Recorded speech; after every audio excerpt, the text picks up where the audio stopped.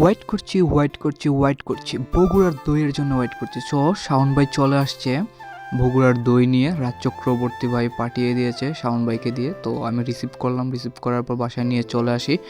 বাসায় নিয়ে চলে আসার পর বগুড়ার দইয়ের লোগোটা দেখলাম। লোগোটা দেখার পর ভিতরে দইটা দেখে তো উফ, আমি শেষ।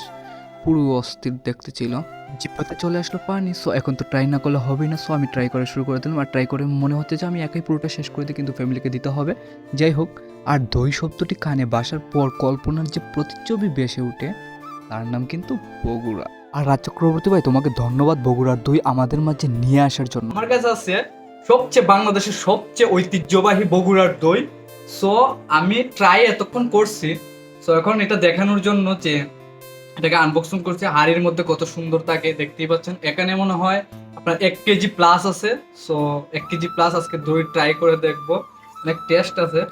বড় চামচে আগে একটু খেয়ে দেখি, মজা অ্যামাজিং বগুড়ার দই। আর আমাদের পেজ শেয়ার করে যারা অর্ডার করবেন দই, তাদের জন্য স্পেশাল ডিসকাউন্ট আছে।